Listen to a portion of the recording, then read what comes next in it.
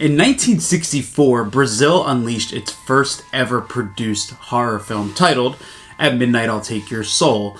Not only was this huge for Brazil and Spain to be kind of getting into this genre that at the time was growing and growing and growing, but it also unleashed Brazil's first ever horror character by the name of Coffin Joe. And I'm going to butcher this name, so I'm so sorry, but Jose Mojica Marins was not only the titular character, he played Coffin Joe, created Coffin Joe, but he also directed the films. And these kind of went a little bit lost for a while. There was a bunch of films, Coffin Joe films came up all the way until 2008, till the final entry came out. And he became a figure in cult horror, and more renowned for being pretty much Brazil's primary horror figure for film.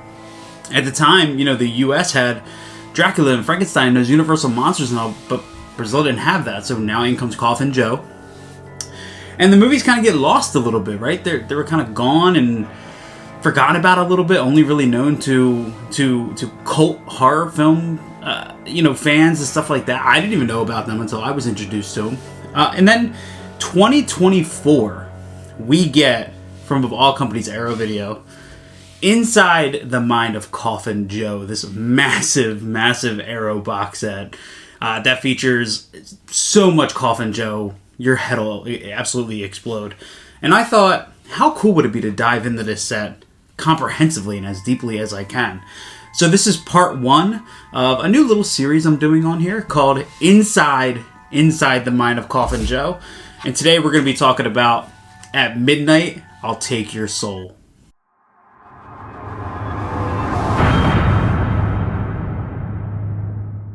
So as I mentioned in the intro, I was a complete stranger to Coffin Joe. I had never heard the name before.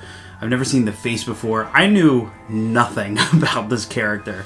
And me and Brandon were hanging out. Ibrews, you see him on the channel a ton of times. We were hanging out one night and he just kind of casually mentioned Coffin Joe. And I was like, no, never heard of him. And that led into about an hour of YouTube clips and short films and all this kind of stuff. He took me on this Coffin Joe adventure that I kind of immediately became a little obsessed with. And we pretty much went on a journey because at that time there was only a DVD set, which was awesome. It was actually shaped like a coffin.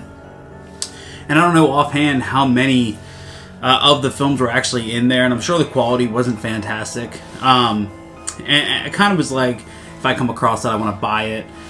Never came across it. I never went on eBay and pulled the trigger on the eBay prices. It just wasn't, I knew, I think inside that something would be coming eventually, and that's what I would prefer to have. So only a couple months later, I think it was, probably about 6 months later, Arrow announces this chunky boy, and I immediately send it to Brandon. I actually pre-ordered a copy for me. I pre-ordered a copy for him. And it took forever to get this in. There was I think I pre-ordered from Amazon, which was a mistake anyway.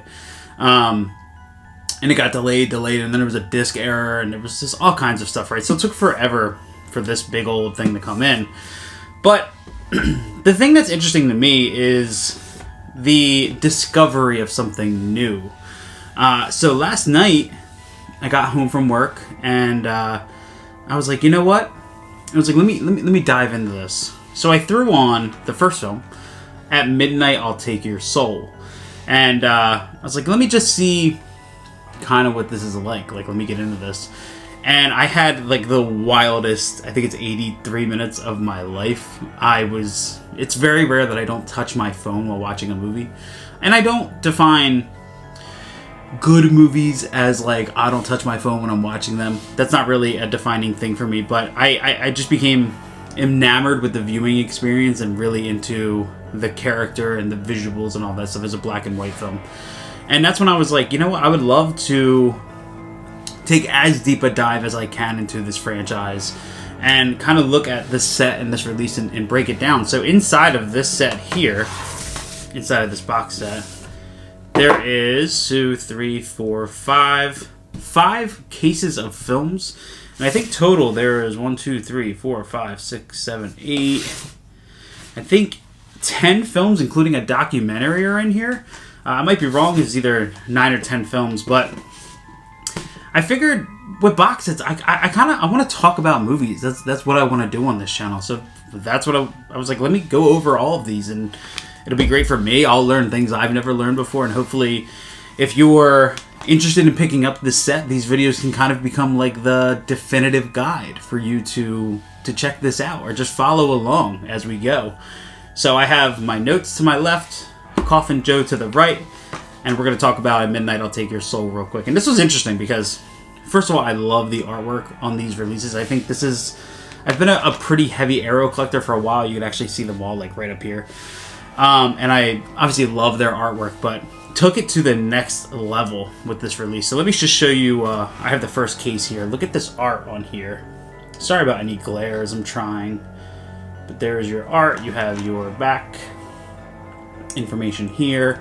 And then this is actually 2 films in here. So when you pop open this case, let me pull this out. You have a nice stock card that's the same cover that's on the front of the Coffin Joe box set. You have, wait, let's see, 1, 2, 3, 4, 5, 6, 7, 8, 9, 10, 11 films, including the documentary. There's your list there on some nice card stock.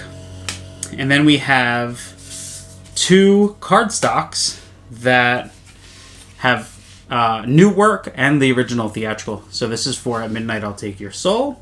This is the new artwork that's on the cover there. Just a better look. This is the original poster, which I love that artwork. Absolutely love that artwork.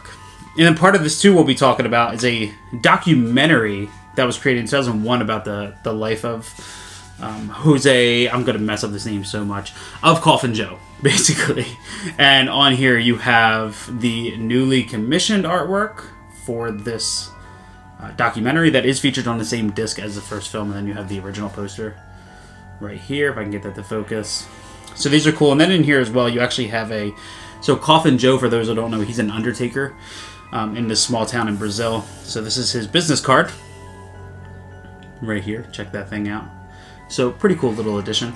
And At Midnight I'll Take Your Soul is a fairly simple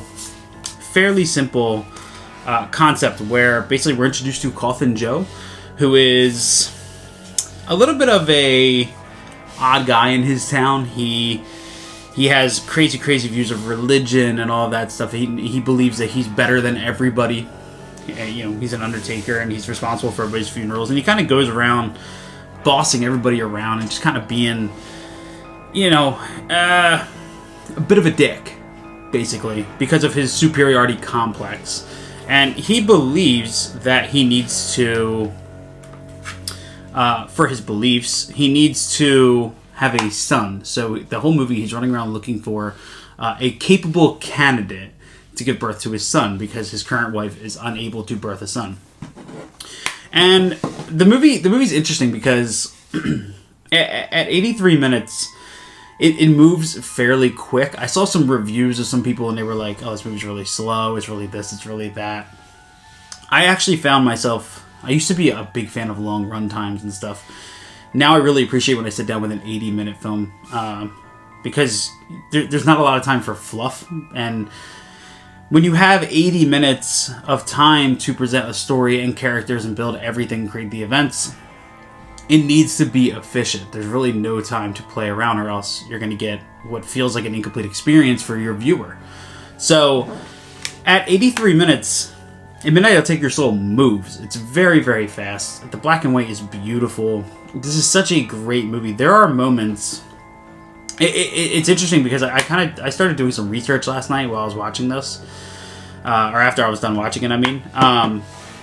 This came out a year after Herschel Gordon Lewis came onto the scene with Blood Feast, which was really, I guess you could say, the start of the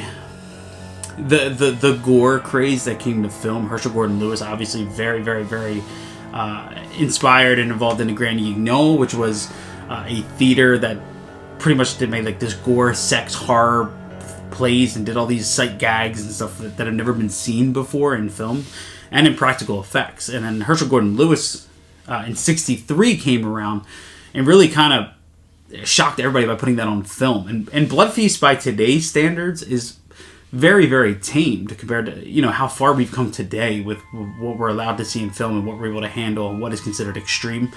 But at that time, it was like unheard of, just absolutely insane. And I was watching At Midnight I'll Take Your Soul, and there's some great, I just want to say real quick, if you're super concerned about spoilers, I'm going to try my hardest not to really uncover any major plot points, but little spoiler warning for moving ahead. There are moments in this film where I was genuinely shocked at the amount of violence, or the portrayal of the violence per se. There's a moment where he shatters a wine glass and uses the shattered end to cut off 2 fingers on somebody's hand, and it's done right there. You actually see the glass sever the fingers, the hand gets picked up, the fingers are clearly gone, there is blood. It's a very, very effective moment in the film. He proceeds to beat a woman or slap a woman around. That's pretty violent. There's a whipping scene that it's not the most violent scene in the movie, but it was definitely the most bothersome. Is whipping this poor guy over the head, and these lashes are coming up, and it's very, very bothersome, and really that's the extent of it. If you want to go to like some of the practical effects on a body that was left in a bathtub, and you kind of get the rotting that's done on the face where like the lips puff and all this stuff, it's very bothersome. And you know, you look at it and you're like, that doesn't look very realistic, but because of the time, because of the 60s, and because of kind of where effects were at that time, and the black and white, it creates this almost raw nature to it that we kind of interpret as like, oh, that's gross. It just looks gross, right? Whereas today, you know, we see limbs being torn off. There's just a different sense to it, I guess. That's the best way that I can put it. And, you know, the last act of At Midnight I'll Take Your Soul was my favorite, because of pretty much like you have a character who, and this is where the spoiler warning really comes in, we have a character with Coffin Joe who is on his high horse the whole entire time, because as previously mentioned, he believes he's so above everybody else in this small town that he lives in Brazil. We meet a gypsy, and the gypsy tells him that ultimately like his time is coming, and he doesn't believe in that. He doesn't believe in God. He doesn't believe in any of that. There's actually a moment in the film where he uses the barbed wire headpiece off of a Jesus statue to smack somebody in the face with. So, you know, the film is very not like, this movie's not supporting religion at all, which I'm fine with. But at the end of the movie, towards the end of the movie, when he begins to experience what would be the end of his life, or the proof of something higher at play, there is some imagery that's really crazy, like really, really crazy. And at this time, you know, black and white, I feel like excels visuals. Nowadays, people use it, I think, like to enhance what they think would be a very bothersome visual or a very creepy visual. Back then, there was no, like, you couldn't, this is what they had. Like, they had to do this. And at this time, too, you had Italian Gothic cinema just on the rise, and people love that look. I personally love that look. I love that. So it's really, really, really, some really haunting stuff towards the end of this movie. And especially because his face becomes caked in mud and blood and dirt and all this stuff. And it's really, like, there's just some images you're like, God, this is crazy. The sound effects, you know, that old school crash of lightning, the music. The end of this movie is very, very intense. And I think that's part of the charm of this era of cinema, the charm of this era of film. And I'm happy that a film like At Midnight I'll Take Your Soul has been able to get this new treatment from Arrow Video in this remaster, because this was a full remaster. And part of this disc, as I mentioned, there is a documentary called The Strange World of Jose Mojica Marins. I'm trying so hard with that name. And that's an hour-long documentary that was made in 2001. And it throughout it, it's funny because you could tell that the documentary wasn't really remastered. It was one of the only, I think the only documentary on the filmmaker they threw on here. And they show a bunch of clips from not just this first film, but more films onwards. And that's really what put in perspective to me how good these transfers are, how good these remasters are. There are some shots that are shown in the documentary that I was like, wait, is that the same shot from what I saw in the remastered Blu-ray? It's absolutely beautiful. Arrow did an incredible job putting this stuff together. So it's a brand new 4K restoration from a 35mm interpositive and a 35mm print. So this picture quality is insane, especially compared to what it did look like. You can go on YouTube and look up, which probably, those are probably even worse considering how they were put onto YouTube. But just, that comparison, it's crazy just how wonderful these movies look. I mean, the original was so dark. There's a great scene where Coffin Joe gets home and he asks for food. His wife does not give him meat because it is Holy Friday. So he gets very upset and proceeds to go and get some goat. And he is sitting in a chair consuming goat, looking out the window where outside is a Holy Friday march. So, yeah, that pretty much sums up Coffin Joe's views on religious morale pretty well. And to really help understand, too, the filmmaker's perspective into this, there's a couple great features on this disc that I highly recommend that you check out. The first one being, it is a video essay by a scholar, filmmaker, and an author named Lindsay Hallam. And this is a 12-minute look into pretty much the ideology behind Coffee Joe and kind of how it represents culture or things that were going on at the time. The only thing I will tell you is it does show a lot of stuff from future Coffin Joe films. So if you're trying to go into all of those movies as spoiler-proof as possible, maybe don't watch that or the documentary that's on the disc either. They do kind of dive into... because it's odd. So there's a bunch of movies featuring Coffin Joe. There are 2 sequels to this film. One which came next. It's the next film, I believe. So the next movie, I think it was 67, is a direct sequel to this movie. And then the third film to complete the trilogy didn't come out until 2008. So if you're trying to stay attached to this trilogy in timeline and you don't want to get ruined, I would hold off on the essay as well as the documentary. But you have that, and then you also have, too, the documentary, The Strange World of Jose Mojica Marins, which, as I mentioned before, it's an hour long. It's an incredible... actually a really fascinating look into who he was as a filmmaker and as a person, and really sort of some of the events that led to what we see in the films. He had an issue at a church, which really led to his kind of fall off on religion. He also talks about a dream that he had, which kind of was directly translated into a scene in the next movie. It's a really fascinating look. He was a very fascinating guy.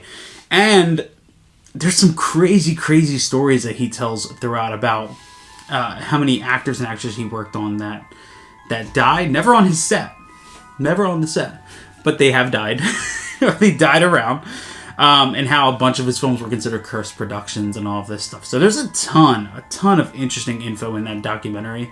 I think it's a perfect companion to kick off this box set, even though it does show that future clips and does talk about some of the future films and stuff. I think if you want to get into the headset or into the mindset of the filmmaker and dive into this set, much like I am here, it's a perfect companion piece. And then also on here we have, I think there is, let's see, Bloody Kingdom, which was Mr. Marin's first short film. That comes with a commentary. You have The Adventurer's Fate and Destiny in Your Hands, which are excerpts from early works. You have a theatrical trailer, and then also the reversible sleeve in here, which I already showed you on the insert what that cover looks like. But this is such a cool way to kick off this set, like such a cool way. And honestly, I'm excited to keep moving forward with these films and keep doing this and keep breaking it down. Inside of this set, there is also, let me get this popped out here. Much like your typical Arrow fashion, there is a book in here, a thick old booklet. This booklet is 90 pages, and it features let's see, 1, 2, 3, 4, 5, 6 essays, and then you have your restorations, which At Midnight I'll Take Your Soul is presented in its original 1:37:1 aspect ratio with mono Brazilian Portuguese audio. As I said before, the film was scanned and restored in 4K resolution from an original 35mm interpositive and an original 35mm print, which is why this looks so damn good. And then the audio was remastered from an original 35mm print as well. So, I'm really excited to keep going. I mean, look how big this friggin' box is, man. It's insane how much is going on in here. There's posters. We have all of your cases in here. This thing is, when it came in the mail, I was pretty shocked at how big this set was. But I'm insanely excited to keep diving into this and to hopefully continue being able to discuss these movies. I was watching another YouTuber. It was actually Serial at Midnight. One thing that he was talking about was just wanting to talk about film. And yes, I am a physical media collector. I'm a physical media advocate, as you can see behind me. I love this stuff. And as much as I love to show off what I pick up and what we add to the collection and this or that, really my passion is in film and is in discussing film. And I have a very scattered, style of... pretty much what I'm trying to say is I'm still trying to learn how to do this and how to do it as accurately and clearly as possible. And the only way that I can do it is by just doing it, by just getting on here and filming and learning. So I want to thank everybody who's been trailing along, who's been hanging out. I absolutely love this new setup with the desk. I'm super happy. Let me know down below, A, if you picked up Inside the Mind of Coffin Joe from Arrow Video. B, if you've seen any Coffin Joe films, or if you've seen specifically At Midnight I'll Take Your Soul, what you think of it. And C, what you think of this style of film, a little bit more breakdown style, a little more discussion style. Please share your thoughts down below on the film, on this video, on anything pertaining to what we talked about. This is going to be, I think, let's say, I think I'm going to do it like a 6-part series, diving into this and just kind of cover disc by disc. Some might be longer than others, more comprehensive, shorter, whatever it might be. But I kind of want this to be the little bit of like the definitive breakdown of this box. I see a ton of people making videos showing it off, unboxings, talking about it as a whole, but I really wanted to go disc by disc and create a series out of it where somebody can go, okay, part 2, I'm diving into this, let me watch what he's got to say and discuss it in a familiar style. So do me a favor, shoot me a subscribe on here. We're at 533 subscribers, which I'm super excited about. It's my goal by the end of 2024 to hit 1,000 subscribers. So thank you to everybody who's been trailing along. Also, go ahead and follow me over on Instagram. It's going to be Beardedfilmguy, exactly how it is my name on here. And yeah, stay crazy. If you haven't gotten this box set yet, I would grab it. And can't wait to see you all for part 2. So thanks for hanging out.